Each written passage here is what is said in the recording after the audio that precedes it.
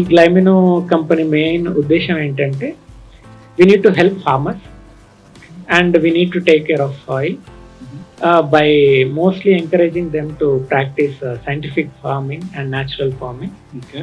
అందుకని మేము Indian institute of rice research వాళ్ళతో కూడా కొలాబరేట్ అయ్యాము. We do not compromise on the quality of rice.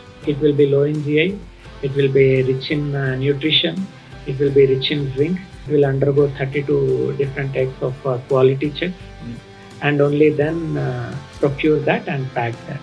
It is 100% indigenous, it is natural and it is not a GMO variety or a hybrid variety.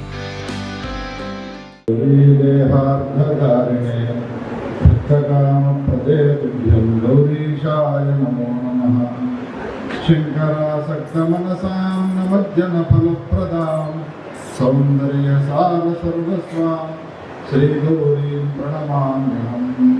Gauri Shankar भगवान की, राजा रामचंद्र भगवान की, కొండగట్టు ఆంజనేయ స్వామికి నమః. పార్వతీ పతే హర హర మహాదేవ.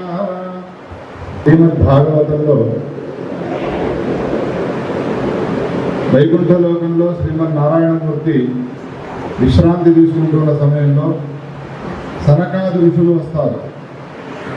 ద్వారపాలకులు లోపలికి వెళ్ళవద్దు అని నిరాకరిస్తారు. ఏమో గొడవ జరుగుతున్నదేమి లోపల ఉన్నటువంటి శ్రీమన్నారాయణమూర్తి ద్వారదేశానికి వస్తారు. రాగానే జరిగిన వృత్తాంతాన్ని వివరిస్తారు. దేవి స్వామి, లోపలికి వస్తూ ఉన్న మమ్మలను వీళ్ళు నిరాకరించినారు, అందుకని మేము కోపానికి వచ్చి వీళ్ళని శాపం పెట్టినాము. ఇప్పుడు శాపాన్ని పొందినటువంటి జయ విజయులు బ్రాహ్మణ శాపం ఉపసంహరించండి అని ప్రార్థించారు జయ విజయులు. ఆ సందర్భంలో నారాయణమూర్తి సనకాది ఋషులు జయ విజయులు ఉంటుండగా బ్రాహ్మణు యొక్క అపార మహిమను వర్ణించినాడు. అందులో ఒక మాట అంటాడు, హే దేవిదేవులారా, బ్రాహ్మణుడు శాపం పెట్టిన తర్వాత ఆ శాపాన్ని ఉపసంహరించే సామర్థ్యం నాకు లేదు. ఈ జగత్తులో ఈ ఒక్క కోరికను తప్ప ఏది అడగంటే నేను చేస్తాను మిమ్మల్ని. అయ్యా, ఎందుకు మీరు బ్రాహ్మణుడికి ఇంత గౌరవాన్ని ఇస్తున్నారు అని అంటే ఆ సందర్భంలో చాలా అద్భుతమైనటువంటి శ్లోకాలను రచించినాడు వ్యాస భగవానుడు. ఒక మాట అందులో ఉన్నటువంటి దాన్ని చెప్పుకోవాలి. మనం ఏమంటారు అంటే, అందరికీ నమస్కారం అండి. నా పేరు మల్లికార్జున్. మాది నారాయణ కన్సల్టెన్సీ. మా కన్సల్టెన్సీ ద్వారా అన్ని బ్యాంకుల తాలూకా credit cards, personal loans, home loans, mortgage, property loans, అన్ని రకాలైనటువంటి ఫైనాన్షియల్ సర్వీసెస్ చేస్తాం. ఇది కాకుండా ఇన్సూరెన్స్లు కూడా చేస్తామండి. ఎన్బిఎఫ్సిస్ కూడా చేస్తాము. సో మీలో ఎవరికైనా సరే ఎటువంటి లోన్స్ కావాలనుకున్నా మాకు కాల్ చేయండి. మా కాంటాక్ట్ నెంబర్ వచ్చి 9160034422. లోకంలో అందరూ లక్ష్మీదేవి కావాలి అని కోరుతారు.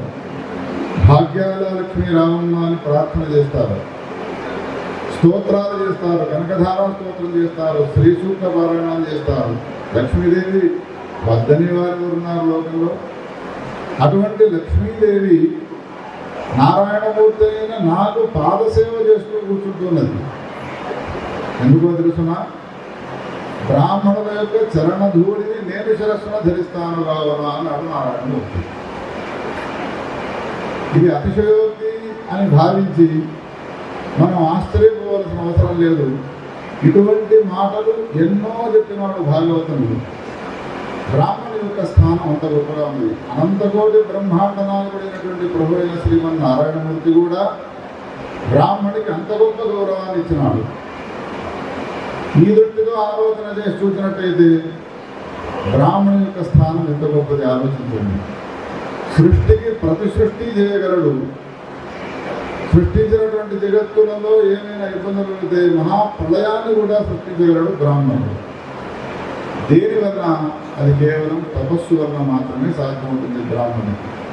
అందుకని ఒక చోట వ్యాసుడే చెప్పినాడు పురాణంలో, బ్రాహ్మణస్య దేహోయం నోపభోగాయ కల్పతే ఇహ క్లేశాయ మహతే ప్రేద్యాంత సుఖాయ చ.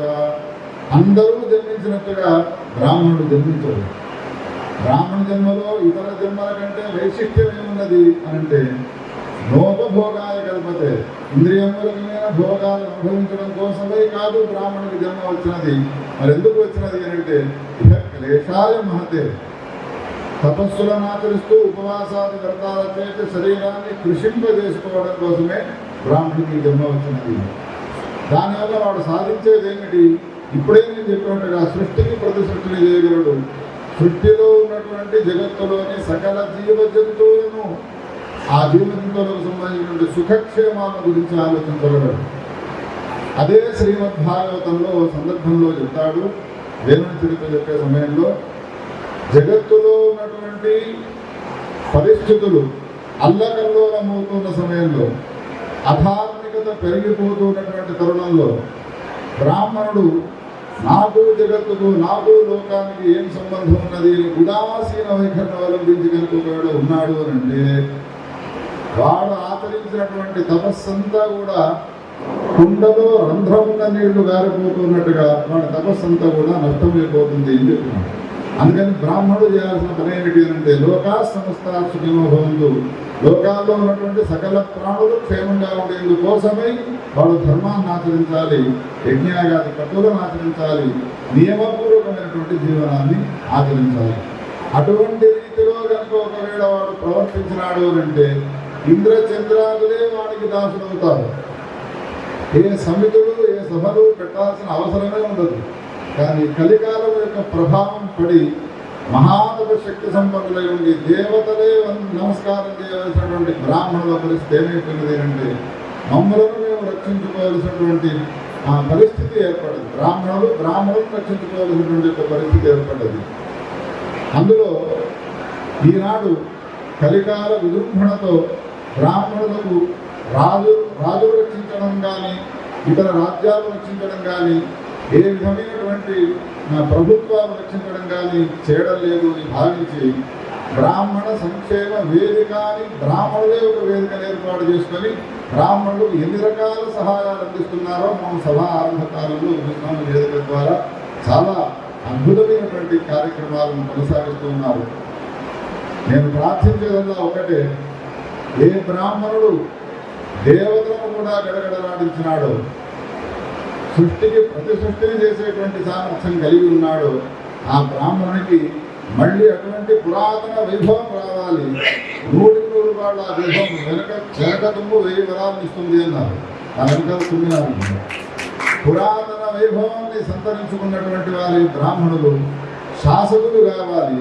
లోకంలో ఉన్నటువంటి సకల ప్రాణులను సంరక్షించేటువంటి దిశలో వాళ్ళు ప్రయాణం చేయాలి అంటే వాళ్ళకి అటువంటి తపోబలాన్ని, అటువంటి తపశక్తిని, అటువంటి శాసకత్వ శక్తిని మా ఆంజనేయ స్వామి అనుగ్రహించాలి. ఆంజనేయుడిని చూస్తే కేవలం దాసుడు, రామునికి సేవ చేసే పరిచారకుడు అని మాత్రమే అంటారు. ఆంజనేయుడిలో ఉన్నటువంటి గొప్పతనాన్ని గుర్తించిన వాడెవరు, మొట్టమొదటి సర్టిఫికేట్ ఇచ్చిన వాడెవరు అంటే రామచంద్ర స్వామి. రాముడితో అయ్యా తమరెవరు అన్న 2 మాటలు అడిగినందుకు గాను మా ఋగ్వేద వినీతస్య నా యజుర్వేదధారిణ, ఋగ్వేదము చదవకుండా యజుర్వేదాన్ని అధ్యయనం చేయకుండా అథర్వణ వేదాల్లో పాండిత్యం లేకుండా ఇట్లా మాట్లాడురా లక్ష్మణ, ఈయన గొప్ప మహాపండితుడు అన్నాడు. అంతటి గొప్పైనటువంటి పాండిత్య ప్రదర్శ కలిగినటువంటి ఆంజనేయ స్వామి నవ వ్యాకరణ పండితుడు, అనేక శాస్త్రాల్లో నిష్ణాతుడు, సంగీతంలో, సాహిత్యంలో, ఒకదానిలో ఏమిటి అనేక వైదుష్యం కలిగినటువంటి మహానుభావుడు. అటువంటి ఆంజనేయ స్వామి సన్నిధానంలో ఈ సభా కార్యక్రమం జరుగుతున్నందుకు గాను ఏ వేదములు, శాస్త్రములు, పురాణములే ఐశ్వర్యముగా జీవనాన్ని కొనసాగించి లోకాలకు శాసకులైనటువంటి బ్రాహ్మణులు ఉండేవారో ఆ ఐశ్వర్యము లేకుండా బీదరికాన్ని అనుభవిస్తున్నటువంటి మన బీదతను పోగొట్టి మళ్ళీ మనకు ఆ ఐశ్వర్యాన్ని, విద్యా ఐశ్వర్యాన్ని, సాహిత్య ఐశ్వర్యాన్ని, వేదముల యొక్క అధ్యయన ఐశ్వర్యాన్ని అనుగ్రహించి మళ్ళీ మనకు లోకాలను శాసించేటువంటి యొక్క అనుగ్రహాన్ని ఆ ఆంజనేయ స్వామి ఇచ్చుగాక. బ్రాహ్మణ సంక్షేమ వేదిక ఇటువంటి అనేక కార్యక్రమాలను చేస్తూ ఉండాలి. ఆ బంగారు శర్మ గారు నిజానికి ఇంత చిన్న వేదిక కలిగినటువంటి సభలో ఆయన మాట్లాడు సామాన్యంగా 10 వందలు 1000 మందిని ఏకీకృతం చేస్తాడు. ఒక్కొక్కడికి ఒక్కొక్క లక్షణాన్ని పెడతాడు భగవంతుడు. వేలాది మందిని ఏకత్రితం చేయడం కాకుండా భిన్న ధృవాలుగా ఉన్నటువంటి ప్రవక్తలు ఉన్నారో వాళ్ళందరినీ ఒక వేదికపైకి తీసుకువచ్చేటువంటి ఒక సామర్థ్యం కేవలం మాత్రమే ఉంది. ఇటువంటి వాళ్ళు మన బ్రాహ్మణ సంక్షేమ వేదికకు ముఖ్య సలహాదారులుగా ఉంటూ ఉండగా, ఆంజనేయ స్వామి సన్నిధానంలో ఈ కార్యక్రమం జరుగుతూ ఉండగా మళ్ళీ బ్రాహ్మణులకు పురాతన వైభవం 100 వస్తుంది. ఇందులో సందేహించే అవసరం లేదు. కలిపురుషుని యొక్క విజయతాండవంతో కొట్టు మిట్టాడుతూ ఉన్నటువంటి మనము రక్షించుకోవాల్సినటువంటి అవసరం లేనటువంటి పరిస్థితి రావాలి, శాసకులు కావాలి. ఇంకో సంతోషించదగ్గ విషయం, నేను అప్పుడే వెళుతాను అన్నాను కానీ అందరూ మాట్లాడిన తర్వాత వెళ్ళండి అన్నారు. ఒకవేళ నేను వెళ్ళిపోతే కొండలరావు గారు వాళ్ళ యొక్క ప్రోత్సాహక మాటలు వినేవాడని కాకపోయాను. వారు గాంధీ గారు చెప్తూ ఏమన్నారు అంటే బ్రాహ్మణ పక్షపాతి. వీరికి బ్రాహ్మణ పక్షపాతం ఏమున్నది చూద్దాము అని అనుకున్నాను. సాయంత్రం వరకు కార్యక్రమం జరిగించండి, సాయంత్రం భోజనాలు కూడా పెట్టిస్తాము అన్నాడు వారు. అంతటి పక్షపాత ధోరణి కలిగినటువంటి బ్రాహ్మణేతరులు బ్రాహ్మణులకు ఇంత గౌరవాన్ని ఇస్తున్న సమయంలో బ్రాహ్మణులమైన మనం ఎందుకు వెనుక ఉంటాడాలి? అందుకని అటువంటి వారిని అందరినీ కూడా ముందుకు తెచ్చుకొని బ్రాహ్మణుడు లోకానికి చేసేటువంటి సేవలతో లోకంలో ఉన్నటువంటి ప్రాణులకు క్షేమాన్ని కలిగించేటువంటి తత్వం ఉన్నదో ఆ తత్వాన్ని మళ్ళీ పొడిగిపుచ్చుకోవాలి. మనకు వెంట ఎవరు లేరు అని బాధపడవలసిన అవసరం లేదు. ఆంజనేయ స్వామి సాక్షిగా చెప్తున్నాము, వేదిక మీద నుండి చెప్తున్నాము, ఎన్నో ప్రోత్సాహక మాటలంటూ కొండలరావు గారు అన్నారు. అటువంటి కొండలరావు గారి బట్టి వాళ్ళు ఎంతో మంది మన వెంట ఉంటూ ఉండగా ఆంజనేయ స్వామి వెనక రాయి ఉన్నట్టుగా, ఎక్కడ చూడండి మీరు ఆంజనేయ స్వామి వెనక రాయి ఉంటుంది. వీళ్ళంతా కూడా మనకు ఆ రాయి స్థానంలో ఉండే ఆధారంగా ఉంటుండగా ధర్మాన్ని రక్షించేందుకోసం మనం భయపడాల్సిన అవసరం లేదు అనే విషయాన్ని తెలియజేస్తూ, ఇటువంటి సదవకాశాన్ని కలిగించినటువంటి బ్రాహ్మణ సంక్షేమ వేదిక ఇంకా అనేక కార్యక్రమాలను చేస్తూ ఉండాలి అనే విషయాన్ని తెలియజేస్తూ, నాకు ఈ అవకాశాన్ని ఇచ్చినందుకు పెద్దలందరికీ నమస్కారం చేస్తూ నా వాక్యాలు ఉపసంహారం చేస్తున్నాను. అందరికీ నమస్కారం అండి. నా పేరు మల్లికార్జున్. మాది నారాయణ కన్సల్టెన్సీ. మా కన్సల్టెన్సీ ద్వారా అన్ని బ్యాంకుల తాలూకా credit cards, personal loans, home loans, mortgage, property loans, అన్ని రకాలైనటువంటి ఫైనాన్షియల్ సర్వీసెస్ చేస్తాం. ఇది కాకుండా ఇన్సూరెన్స్లు కూడా చేస్తామండి. ఎన్బిఎఫ్సిస్ కూడా చేస్తాము. సో మీలో ఎవరికైనా సరే ఎటువంటి లోన్స్ కావాలనుకున్నా మాకు కాల్ చేయండి. మా కాంటాక్ట్ నెంబర్ వచ్చి 9160034422.